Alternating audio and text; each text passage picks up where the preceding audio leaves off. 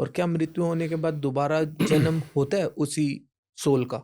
जी, बिल्कुल होता है, निश्चित रूप से होता है। ऐसे ही 33 करोड़ जो हमने सुना होगा आपने शायद, हाँ, बिल्कुल सुना है, 33 तो करोड़ योनियाँ देव-देवता। जो हैं वो होती हैं। अब उसमें क्या है, उसमें आपके जो कर्मों का हिसाब है, कर्मों के अकॉर्डिंग आपको जो भी नेक्स्ट रूप मिलना है, वो कर्मों के अकॉर्डिंग मिलना है। आपको दोबारा इंसान का रूप भी मिल सकता है, जो कि बहुत ही कठिन है, बहुत ज़्यादा कठिन है। ओके, आज के दौर में तो बिल्कुल ही कठिन है। मतलब जिसको एक बार इंसान की जी, योनि मिल गई, उसे दोबारा इसीलिए कहते हैं कि ये देह बहुत मुश्किल से मिली है, ये जीवन बहुत मुश्किल से मिला है, इसको आप सुधार लो। तो हुँ, मेरा यही प्रयास है कि मैं सबको जागरूक करूँ कि अपने जो हैं कर्म सुधारो। हुँ, आप दुनियादारी में रहो, आप हुँ, दुनियादारी में सब कुछ करो, हुँ, लेकिन भगवान को मत भूलो। भगवान को याद रखो, अपने मन में धारो, हुँ, अपनी आत्मा को स्ट्रॉन्ग करो। हुँ, देखिए, ये जो भूत प्रेत होते हैं, नॉर्मली जो भूत प्रेत होते हैं, वो इंसानों से डरते हैं। मैं आपको एक्चुअल फैक्ट बताऊँ इसका, ओके, जो ये चीज़ें बहुत डरती हैं। ये पकड़ती किनको हैं? जिनकी आत्मा बहुत ज़्यादा कमज़ोर होती है, जिसको बोलते हैं बिल्कुल ही उनके अंदर कोई भी भक्ति भाव है ही नहीं, उन पे जल्दी इफ़ेक्ट करती है ये। भूत-प्रेत भी आपका जी, कहना है कि होते हैं। जी निश्चित रूप से होते हैं। इसमें कोई दो राय नहीं है कि वो नहीं होते, वो होते हैं और उनका प्रभाव भी होता है। और हमें, अगर आप छोटे हो तो आपको बड़े-बुज़ुर्ग कहते होंगे कि वहाँ नहीं जाना, वहाँ नहीं जाना, ये ऐसे नहीं करना, वैसे नहीं करना। हाँ, मतलब मेरी दादी ने कई बार बोला है जी। 4 राह वाले रास्ते पे क्रॉसिंग नहीं करनी। जी, वो उसके पीछे बहुत सारे कारण होते हैं। उसके पीछे यही होता है कि ख़ास करके ये चीज़ें जो होती हैं सुनसान जगह पे रहती हैं हुँ, और ख़ासकर रात में इनकी जो शक्ति है वो अपने आप बढ़ जाती है।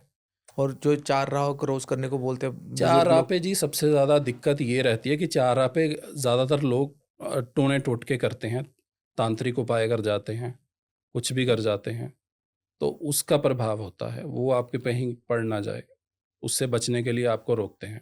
देखो बाबूजी, मैं तो हूँ इस जनरेशन का, है जी, ना? बिल्कुल। मैंने अभी तक ऐसा कुछ फ़ील नहीं किया जी, और आई डोंट नो। तो मेरे लिए ना थोड़ा डाइजेस्ट करना ये वाली चीज़ें बहुत मुश्किल है। जी। मैं चाहता हूँ कि अगर किसी के साथ हो भी रही हैं, तो आप हुँ, डिटेल में बताएँगे कि मतलब कोई इन चीज़ों से बच बच सकता है, कैसे बच सकता है? जैसे किसी ने टोटका कर दिया, जी। पहली बात तो टोटका होता कैसे है? और फिर उससे बचा कैसे जा सकता है? देखिए, सबसे पहले मैं आपको ये जो जो आपकी पहले एक बात चौराहे वाली बात पहले मैं क्लियर जी, कर दूँ जी, आपको। आपने दिवाली पे देखा होगा लोग दिए जलाते हैं, बिल्कुल जलाते हैं। चौराहों पे भी जलाते हैं ना? हम खुद ही जलाते हैं सर। जलाते हैं ना जी? जी। तो उसका कारण कोई तो कारण होगा ना उसका। उसका कारण ये है कि हमें ऐसी चीज़ों से बचा जा सके, हम ऐसी चीज़ों से दूर रहें।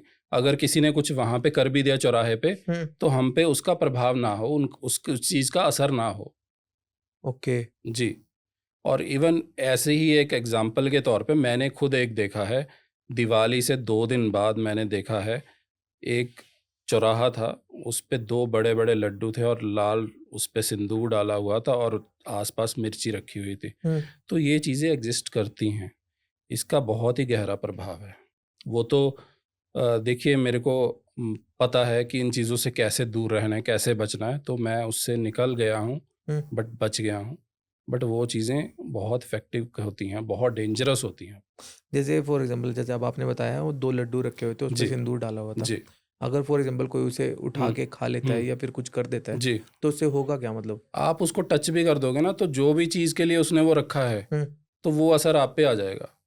ये ज़्यादातर कि क्या किस लिए किए जाते हैं कि हम सपोज़ आपके घर में कोई बीमार है, हुँ, कोई बहुत ज़्यादा बीमार हो रहा है, हुँ, आपको किसी ने कहा कि ऐसे-ऐसे करना है, इनका जो है रोग मुक्त हो जाएँगे, आप चौराहे पे ये कराओ, हुँ, ये नुस्खा कराओ। हुँ, अब उन्होंने तो सही वे में कह दिया, हुँ, आपने वो चीज़ कर भी दी, हुँ, लेकिन वो जिसने वो छेड़ा, उसको वो रोग चला जाएगा।